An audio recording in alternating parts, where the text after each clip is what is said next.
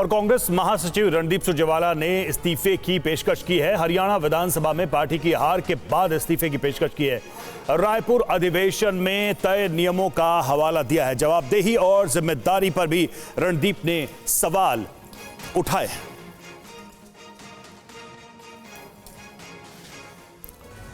तो रणदीप सुरजेवाला ने 3 नेताओं के जरिए संगठन पर सवाल खड़े किए हैं। इनमें पहला नाम किसका है? पहला नाम देखिए, मल्लिकार्जुन खड़गे का नाम है। एक व्यक्ति एक पद का तय किया गया सिद्धांत। रसातल में पार्टी अध्यक्ष खड़गे ने राज्यसभा में विपक्ष के नेता ये बने हुए हैं, तो ये एक पहला नाम है जिसको लेकर ये सवाल है। दूसरा, केसी वेणुगोपाल, राहुल के करीबी संगठन महासचिव, इस पद पर 5 साल पार कर चुके हैं। तो जो तय किया गया था उस आधार पर फैसला हो, उस आधार पर निर्णय लिया जाए। 3 नामों की तरफ इशारा। और यह तीसरा नाम अजय माकन का, महासचिव रहे, कोषाध्यक्ष हैं, लगातार तमाम राज्यों की स्क्रीनिंग कमेटी के चेयरमैन, लेकिन मिली हार। जवाबदेही तय क्यों नहीं? जवाबदेही जिम्मेदारी तय हो। तो सुरजेवाला ने ये सारे सवाल उठाए हैं इन चेहरों को लेकर, इनकी जिम्मेदारियों को लेकर, इनकी भूमिका को लेकर।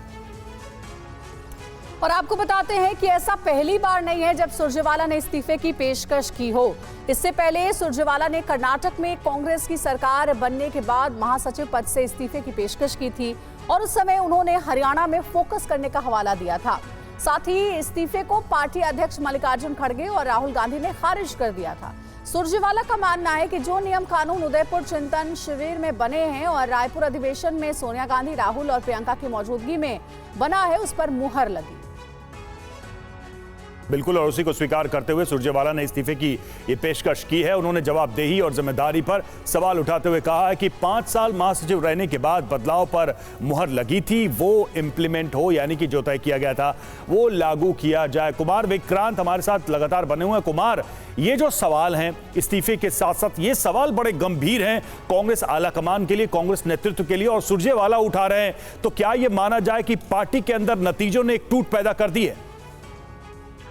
जी देखिए, कांग्रेस पार्टी में एक बड़ा तबका है जिसको लगता है कि एक खेमा पार्टी को चला रहा है, बाकी लोगों की सुनवाई नहीं है। और ऐसे में रणदीप सुरजेवाला, जो कि कर्नाटक जिताने के बाद वो प्रभारी पद से में रहे और उसका उन्होंने इस्तीफे की पेशकश की और ये कहा कि वो हरियाणा में फोकस करना चाहते हैं, खुद विधानसभा का चुनाव लड़ना चाहते थे, लेकिन क्योंकि बॉर्डर लाइन पर कांग्रेस का आंकड़ा है राज्यसभा में, तो कहा गया कि रणदीप सुरजेवाला को कि आप राज्यसभा सीट नहीं छोड़ सकते।